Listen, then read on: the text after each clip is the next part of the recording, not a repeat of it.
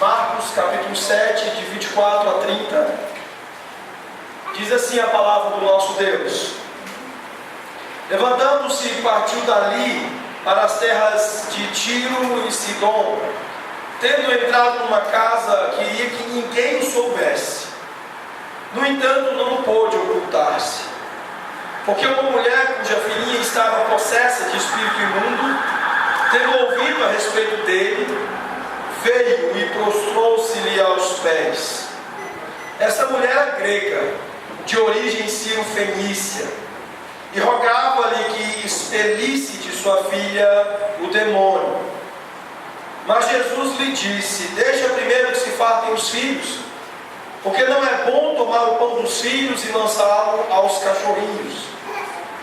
Ela, porém, lhe respondeu: sim, Senhor, mas os cachorrinhos, debaixo da mesa, comem das migalhas das crianças. Então lhe disse: por causa desta palavra, podes ir, o demônio já saiu de tua filha. Voltando ela para casa, achou a menina sobre a cama, pois o demônio a deixara. Vamos orar, vamos falar com o nosso Deus.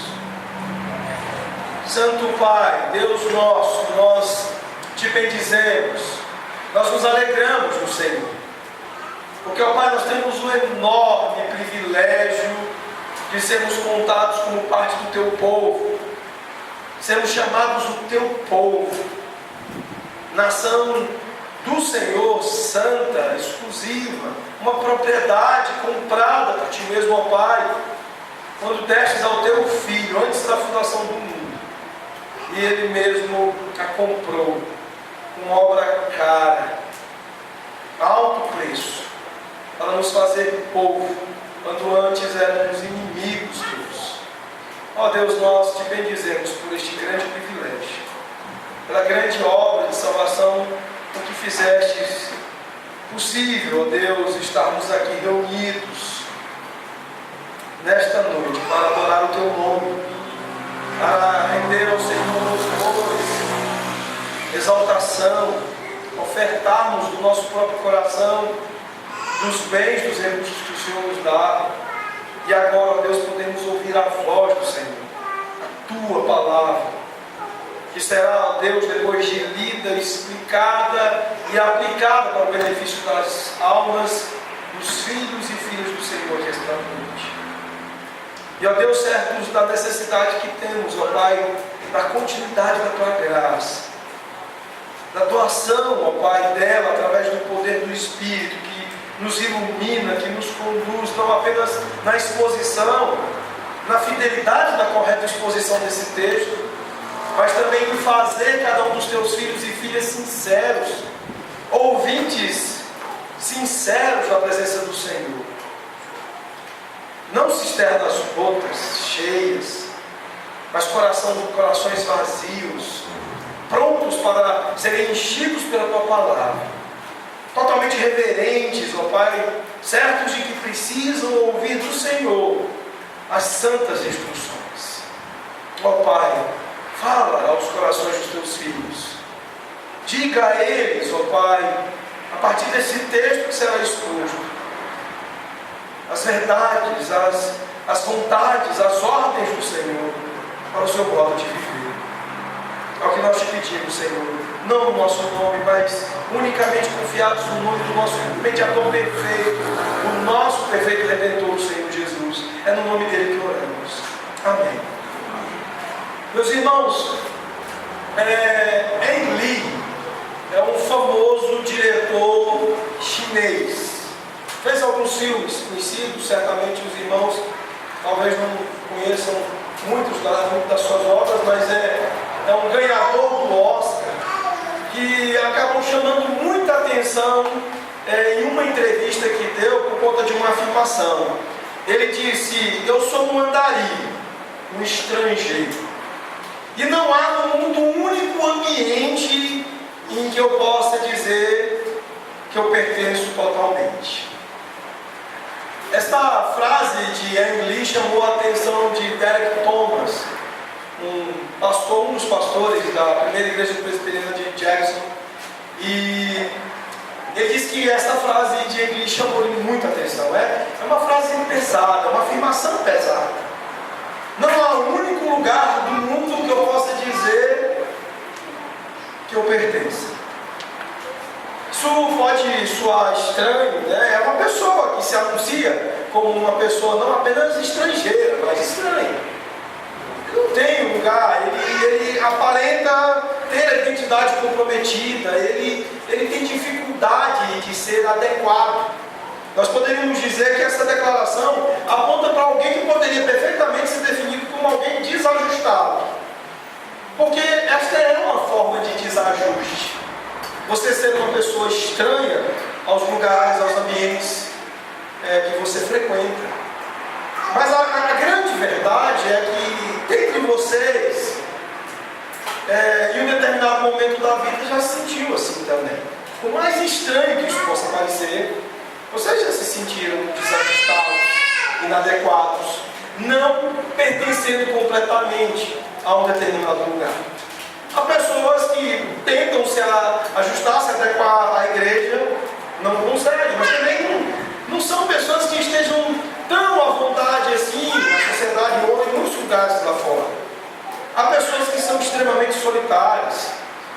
Há pessoas que estão neste momento migrando, fugindo. Há uma massa de refugiados em muitos lugares do mundo, caminhando para ir para um lugar onde ele vai ter grande dificuldade de dizer eu pertenço a este lugar. E há uma coisa muito interessante quando nós olhamos para esse texto e ouvimos esta frase e lidamos com esta afirmação de Engli. Porque aqui nós temos uma pessoa estranha. Mas não apenas a pessoa estranha, mas o Senhor Jesus faz um movimento agora, nesse momento do texto, para uma terra estranha. Jesus até aqui estava trabalhando o seu ministério nos limites da Galileia. E o texto no verso 24 diz: levantando-se, partindo ali para as terras de Tiro e Sidom. Um lugar que certamente seria estranho para Jesus, um galileu, um nascido judeu, com toda a sua formação, com toda a sua experiência de vida ali, entre os céus. Jesus estava avançando a um lugar que certamente não lhe dizia muito respeito. Não culturalmente falando, não em se tratando da sua humanidade. E o texto que nós lemos na abertura do nosso culto em Gênesis 10 dá-nos uma ideia de que lugar é esse, que terras são essas, as terras de Tiro e de Sidom. Lá quando nós vemos o texto do final, da parte final de Gênesis 10, nós vemos dizer que as terras de Sidom eram as terras dos cananeus. Ou seja, Jesus está agora aqui fazendo um movimento para dentro de uma terra, encontrando-se com uma pessoa estranha, mas uma terra que lhe era estranha, mas uma terra que não é apenas estranha, mas que tem um peso muito grande contra a sua própria cultura e origem. Os cananeus eram inimigos históricos dos judeus. Havia uma grande rixa e uma pesada história de inimizade entre judeus e cananeus. E o movimento do nosso Senhor Jesus é para dentro desse território. E para encontrar com uma pessoa estranha. Quando nós olhamos para os evangelhos, nós vemos o tempo todo Jesus lidando com pessoas diferentes, né? Nos evangelhos, Jesus lida de várias maneiras com diferentes indivíduos e diferentes grupos. Para ficar em poucas pessoas, nós olhamos para João 3 e encontramos Jesus lidando com Cornélio. Nós vamos, com Nicodemos. Nós vemos Jesus em João 3 encontrando uma pessoa que é um judeu erudito. Uma pessoa que era religiosa, que trabalhava um código de conduta, e Jesus tem que lidar com ele em alto nível, explicando o problema do legalismo, o problema da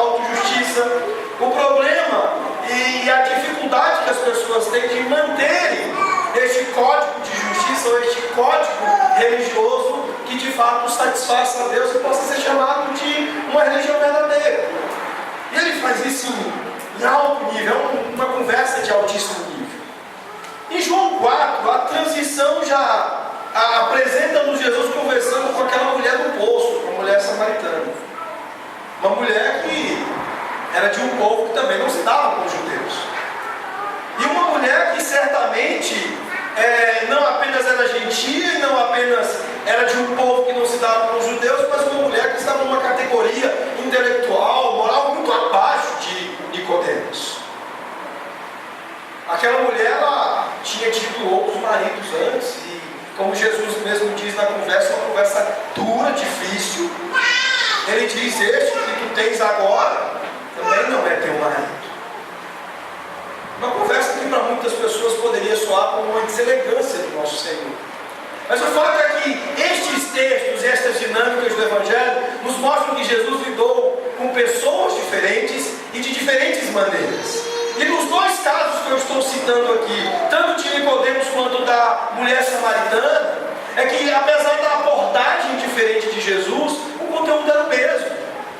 Jesus estava ligando-se a estas pessoas, ele estava indo ao coração delas. E chegou ao coração delas. Ele chegou com elegância ao coração de Nicodemos. E ele chegou com dureza ao coração da mulher samaritana. Nos dois casos, nas duas maneiras e modos distintos, o Evangelho do nosso Senhor alcançou o coração dessas pessoas. E por mais que elas fossem estranhas a outros grupos, porque certamente Nicodemos pode ser muito afeito, muito próprio e adequado para o seu grupo de pessoas. Mas muita gente estranharia Nicodemos. Se você é um rapaz que se veste todo alinhado, né? Como, por exemplo, o Alex, né? Quando eu comecei a dar aulas no seminário presbiteriano, o Alex adentrava a porta do seminário todo de terno, vindo do seu trabalho, era uma exigência do trabalho dele, né? E eu olhava assim e falei: uau, esse seminarista aí eu vou ter que cortar um dobrado para lecionar para ele, porque deve ser uma grande autoridade, né? Alguma coisa assim.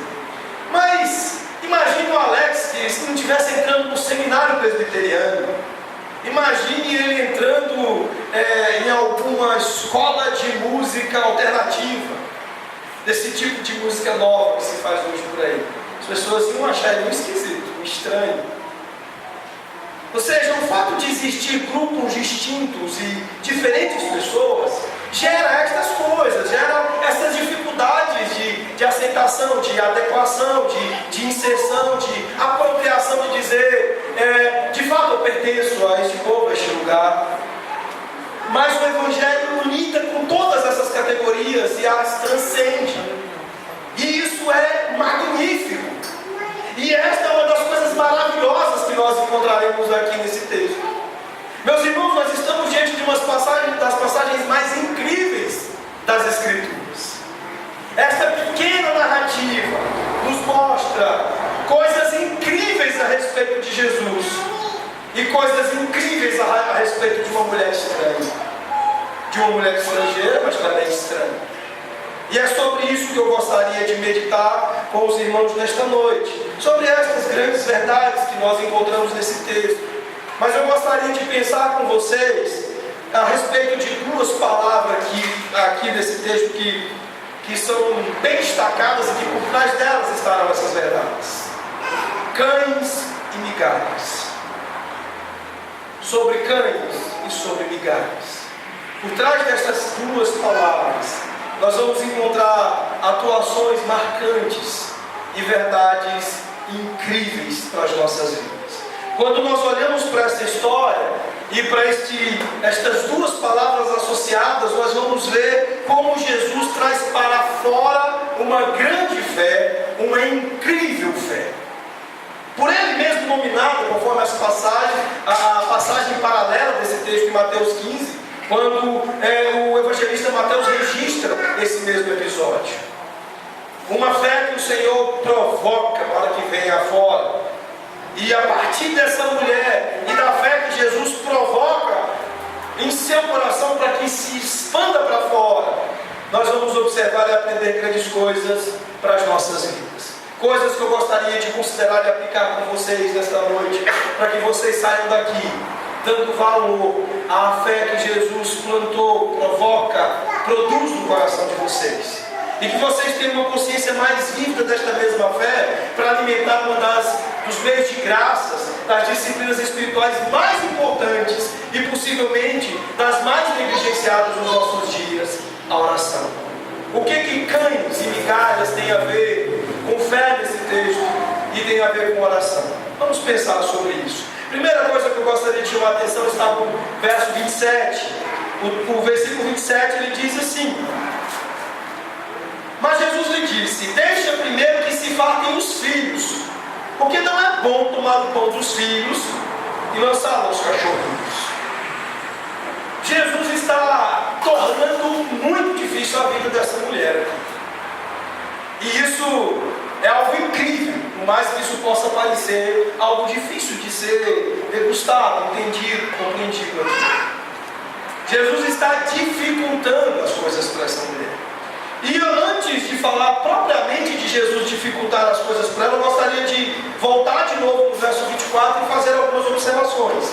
O verso 24 diz assim: levantando-se partiu dali para as terras de Tiro e Sidom. Tendo entrado numa casa, queria que ninguém o soubesse. Certamente o nosso Senhor estava cansado. Os episódios anteriores foram intensos, foram profundos, marcantes. Nós experimentamos o clímax da popularidade de Jesus com aquela multidão. Nós vimos Jesus lidando com seus discípulos em 2 episódios de tempestades naturais. Nós vimos Jesus lidando com uma legião de demônios. O nosso Senhor, certamente, na sua humanidade, que por mais que fosse perfeita, era plenamente humanidade, está cansado. E então ele queria dar um tempinho. E o texto diz que então ele queria que ninguém soubesse. Estava ali. Era desejo do nosso Senhor estar escondido, né? Só que aí a personagem, a segunda personagem da nossa história, o texto diz: no entanto, não pôde ocultar-se, porque uma mulher cuja filhinha estava possessa de espírito imundo o aborda. O que é importante nós observarmos antes de ver a importunação da mulher é que, como diz Matthew Henry comentando esse texto, o sol escaldante não pode ser colocado debaixo do alqueire. Não dá para esconder a glória do nosso Senhor. Era impossível e é impossível fazer de Jesus algo escondido. Ele desejou o seu descanso, mas a sua glória não permitiu isso.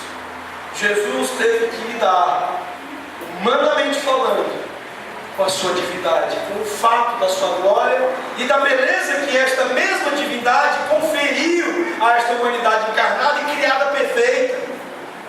Jesus era glorioso demais, ele é o sol escaldante do universo. Ele é toda a perfeição e toda a glória exibida numa encarnação. E não se pode esconder isso. E não se pode colocar isso debaixo de um alqueire, de um lugar escondido. Jesus gloriosamente estava inevitavelmente revelado e visível aos olhos dessa mulher estranha. E Jesus não apenas estava tornando as coisas difíceis pela sua tentativa de, pelo menos naquele momento, por alguns instantes, não ser observado, não ser incomodado, mas o texto nos mostra que ele gera outras dificuldades para ela. Eu gostaria que você fosse comigo em Mateus 15, para a passagem que é paralela a esse texto, que narra o mesmo episódio, para que nós tenhamos mais um detalhe aqui. O verso 22 diz: e eis que uma mulher cananeia que viera daquelas regiões clamava: Senhor, filho de Davi, tem compaixão de mim, minha filhinha está horrivelmente endemoniada. E prestem atenção no verso 23. O texto diz: ele, porém, não lhe respondeu palavra. Jesus realmente estava determinado a dificultar as coisas para essa mulher. Ele a ignora. Ele a ignorou por uma razão que está ligada àquilo que nós ouvimos nas exposições anteriores. Nós vimos sobre a perfeição de Jesus e nós vimos nesta ocasião que a sabedoria, o conhecimento de Jesus são perfeitos. Jesus tinha motivo para dificultar as coisas para esta mulher. Jesus tinha uma razão para dificultar as coisas para essa mulher. E a razão óbvia desse texto era para fazer extrair-se do seu coração a fé, para provocar a fé para fora desta mulher.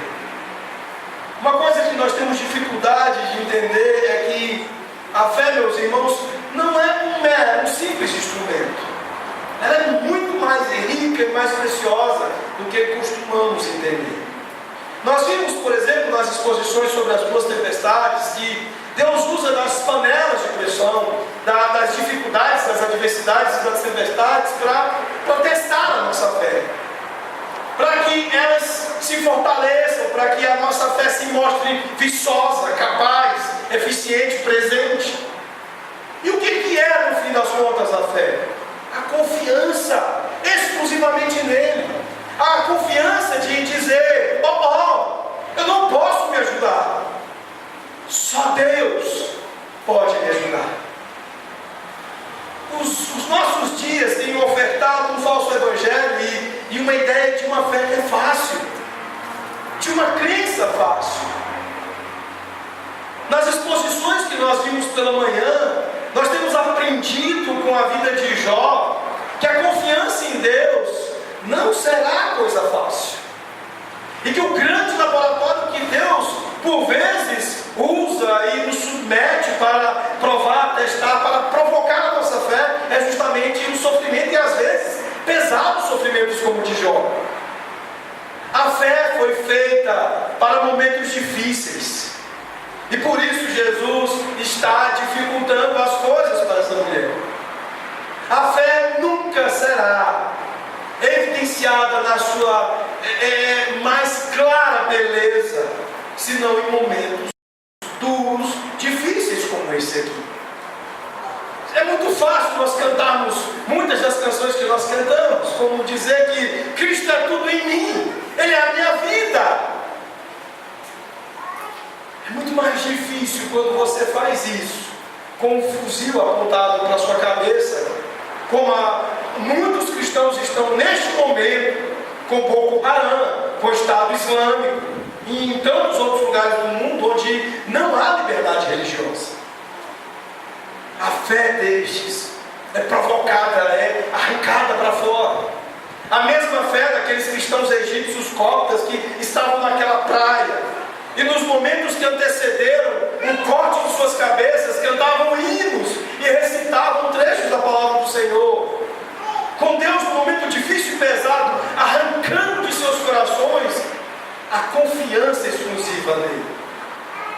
Por que Jesus torna tão difícil a situação desta mulher? Porque, meus irmãos, o silêncio de Deus, ele pode provocar em nós todos os tipos de reação, e nem sempre será a fé. Por vezes o sofrimento, adversidades, dificuldades irão arrancar dos nossos corações autocomiseração, autopiedade, ira. Vão tirar dos nossos corações frustração, que é ira branda, é decepção, constrangimento. Nós vimos pela manhã que o sofrimento arrancou do coração de Jó fé, confiança no Senhor. Mas quantos, quando são submetidos a essas dificuldades, o que sai de seus corações é apenas autopiedade, ira,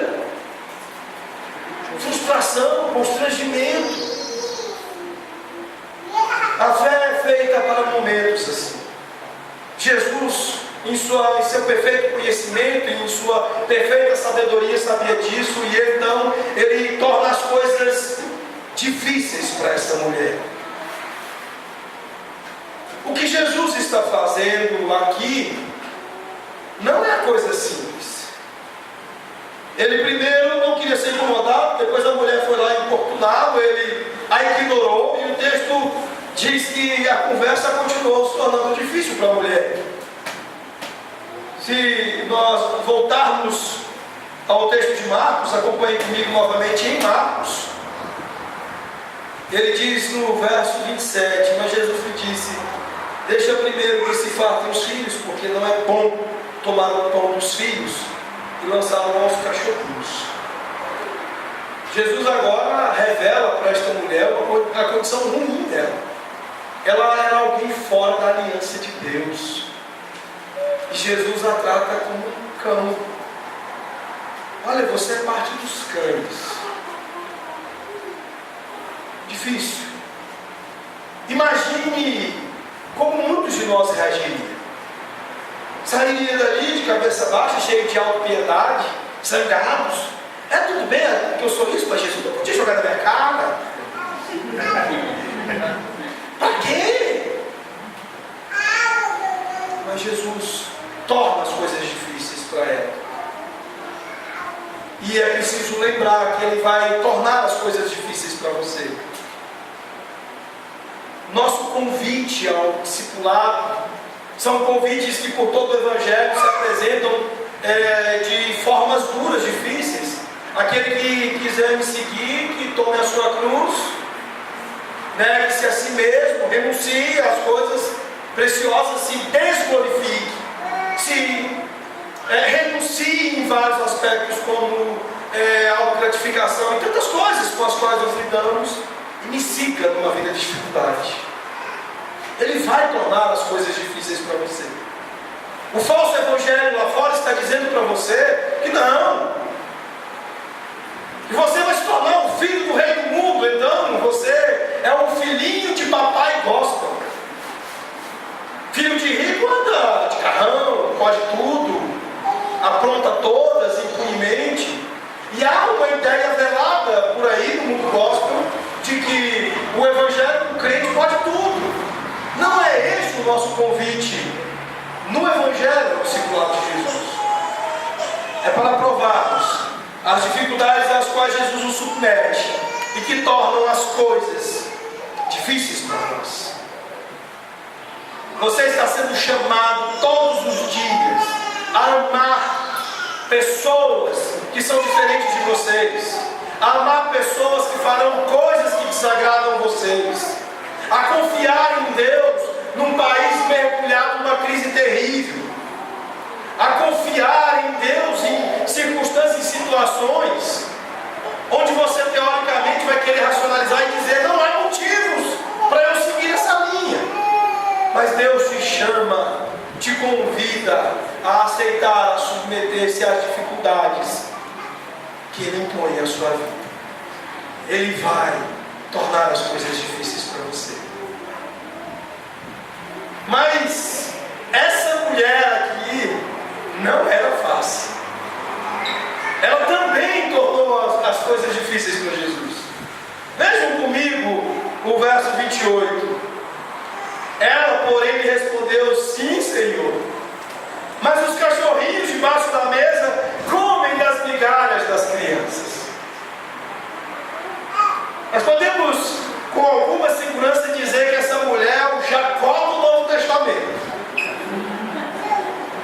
Jacó se agarrou a Deus e disse: Senhor, não te largo, eu não saio daqui enquanto tu me abençoar. E ela está dizendo: Senhor, sou mesmo cachorrinho e eu como das migalhas. Isso aqui, meus queridos, nós veremos daqui a pouco, não é autocomiseração e autopiedade. Ela não está bancando a coitadinha. Ela sabia que Jesus estava certo. Ela era um cachorrinho. Ela sabia que estava fora da aliança de Deus. Ela sabia que os seus vínculos étnicos, que os seus vínculos eram de uma pessoa ligada a um povo idólatra, um povo apóstata, um povo inimigo de Deus. Ela não negou esse fato sobre a vida dela. E ela, em outras palavras, diz para Jesus: se eu sou um cão, Senhor, dá-me a parte do cão. Basta dar-me as sobras, dá-me migalhas, migalhas que caem na mesa do mestre. Isso aqui é maravilhoso, é lindo. Uma das coisas mais belas que eu já pude ler assim na internet sobre cães é a lei de propriedade canina. Quem gosta de cachorro certamente vai achar legal. Talvez vocês que não gostem de cachorro não achem tão interessante assim. Mas algumas coisas da lei de propriedade canina. O cachorro costuma dizer: se estava no chão, é meu. Se eu estava brincando com ele até agora há pouco, é meu. Se eu puder alcançar e morder, é meu. Se está com o meu dono e dando sopa, é meu. E cães têm um instinto muito forte de propriedade. Né? Eu me lembro que a Kika teve gravidez psicológica. Um tipo de gestação imaginária canina. Os que não sabem, Kika é uma cachorrinha que eu tive por 12 anos. Quando a Erika estava grávida, Kika arrumou um cachorrinho de borracha. A Erika comprou um pet e deu a Kika. E ela andava de cima para baixo com esse cachorrinho, o bichinho apertava e fazia um barulhinho. E ela aconchegava o cachorrinho na barriga dela e chorava. E era um negócio interessante, mas era dela. E ela realmente exercia o seu direito de propriedade. E essa mulher aqui está assumindo essa coisa de propriedade canina. Ela diz: sim, Senhor, eu sou um cãozinho. Dá-me aquilo que é direito do cão. Está ótimo. Está ótimo. Eu acredito que o evangélico brasileiro tem ouvido mensagens que o fazem pensar em direitos. Não, eu não quero migalhas. Crente não nasceu para ser cauda, nasceu para ser cabeça.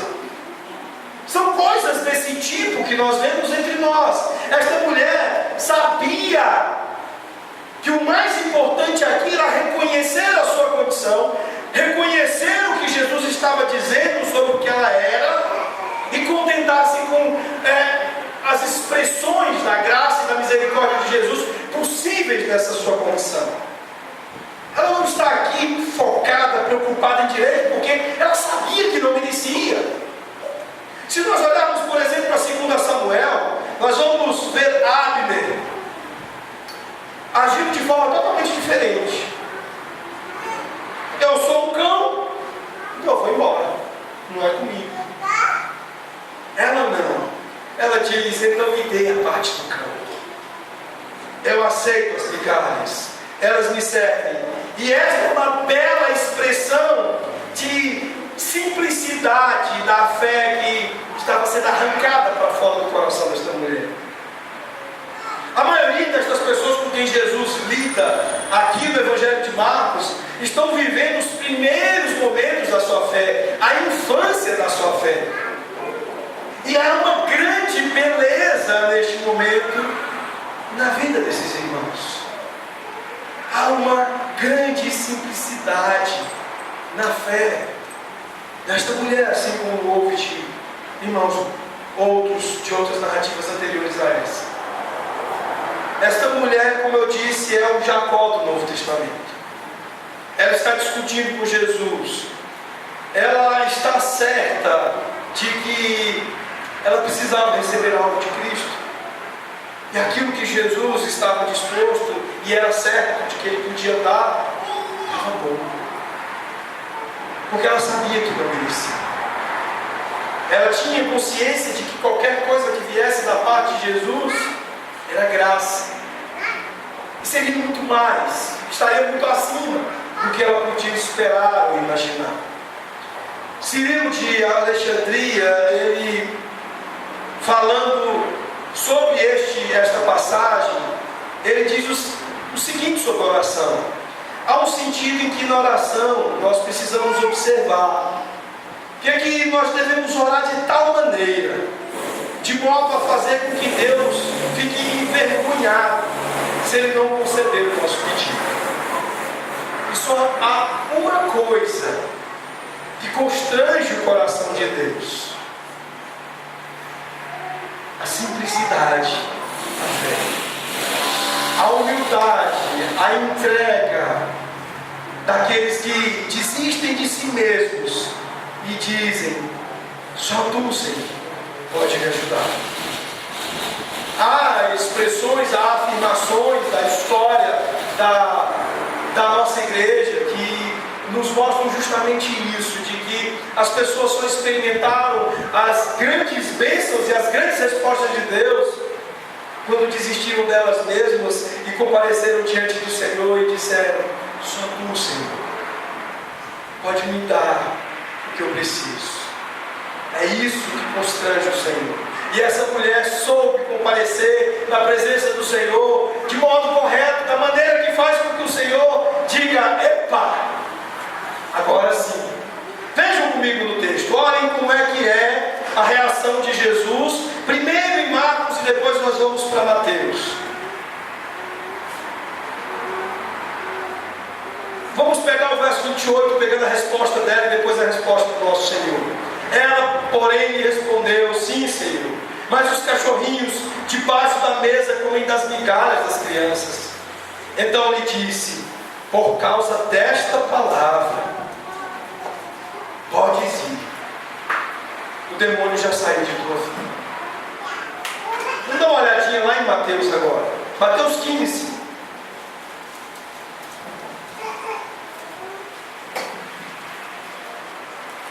Veja a partir do verso 25. Ela, porém, veio e o adorou, dizendo: Senhor, socorre-me. Então ele, respondendo, disse: não é bom tomar o pão dos filhos e lançar aos cachorrinhos.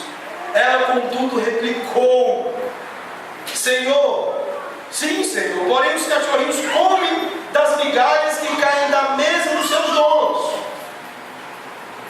Então lhe disse Jesus: ó mulher, grande é a tua fé, faça-se contigo como queres.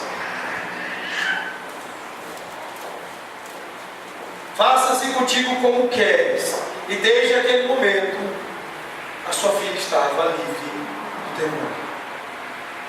Jesus, no texto de Mateus, aqui há um registro ampliado em relação ao texto de Marcos, reconhece nela fé, confiança. Jesus, então, ele agora, certo, já sabia disso. Nós sabemos que o conhecimento dele era perfeito. E sabemos que a dificuldade que ele gerou, provocou, era justamente para se chegar a esse ponto, em que a fé pudesse ser arrancada dela, em que ela pudesse expressar confiança nele. E é isso que nós vemos acontecer aqui.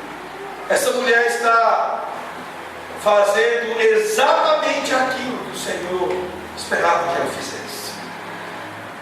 Está fazendo exatamente aquilo que o Senhor provocou que ela fizesse. E para nós concluirmos, eu gostaria de nós considerarmos algumas coisas, algumas características desta grande fé que Jesus arranca do coração desta mulher. O verso 29 apresenta o reconhecimento de Jesus no texto de Marcos, assim como o 28 no texto de Mateus. Mas o que nós vemos aqui é que a resposta de Jesus é muito diferente do que aquilo que ela estava disposta a comer e aceitar. Jesus não deu as migalhas a esta mulher.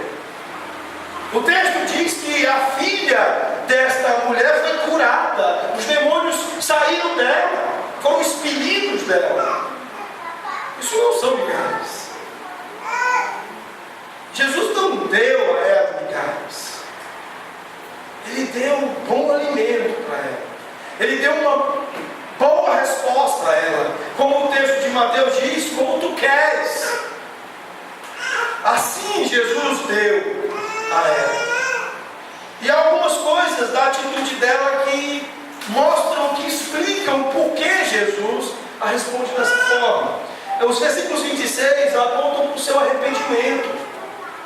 Esta mulher dá prova provas de quem verdadeiramente entendia sobre Jesus. Vejam comigo no capítulo 7 de Marcos, algumas das expressões dela, a partir do verso 25.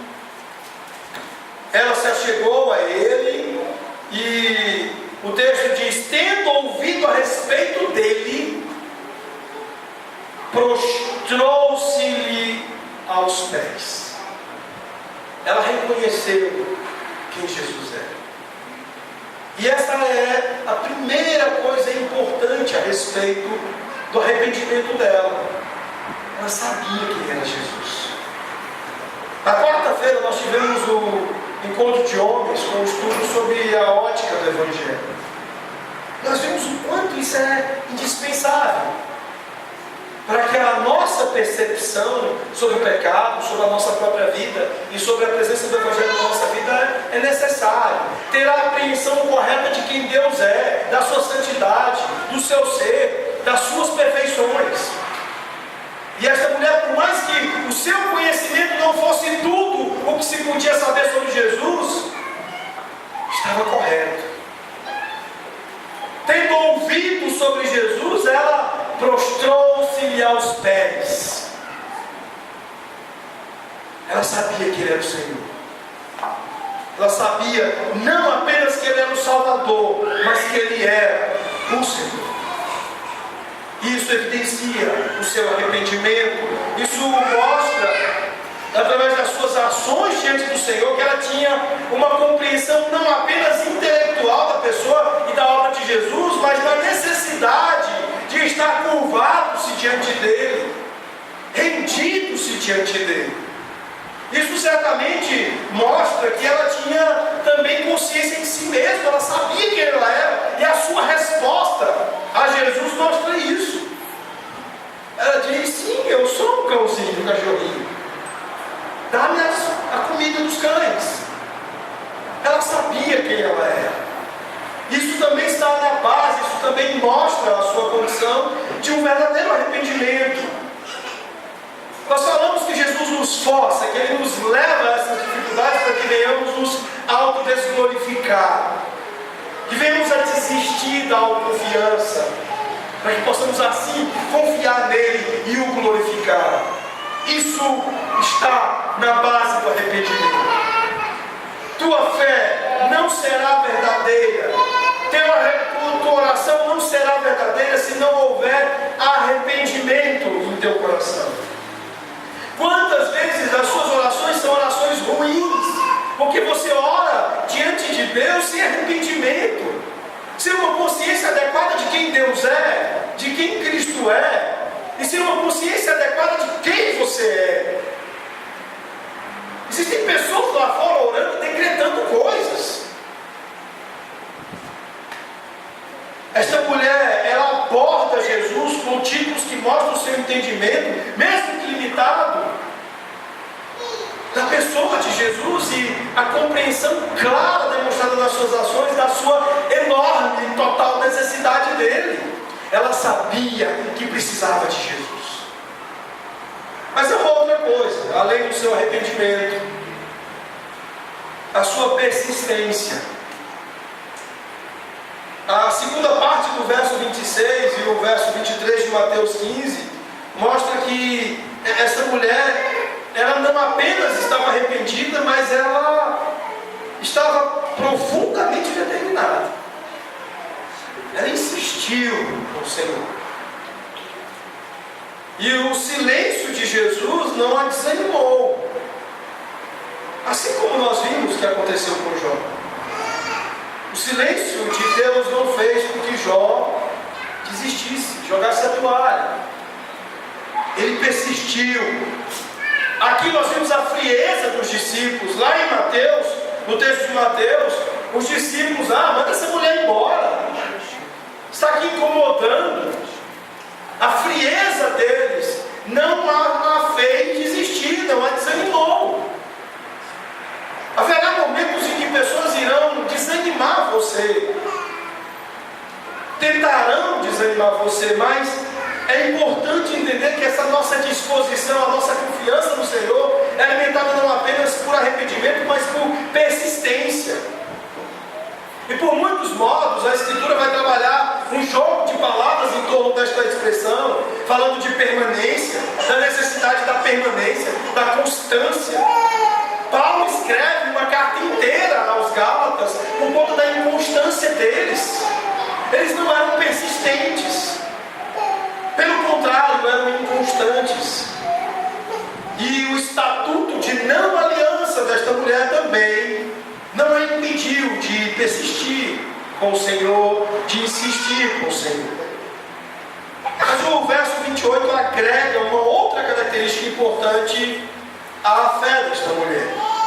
O verso 28 diz: ela porém respondeu: sim, Senhor, sou um cachorrinho. Isto é humildade.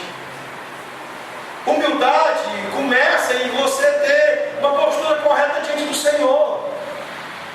Começa em você saber quem Deus é, para que você de fato possa saber quem você é. É ter a medida certa nesta relação e nesta comparação entre você e Deus. É assim que a humildade se estabelece.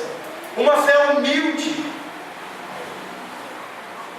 é necessariamente uma fé verdadeira.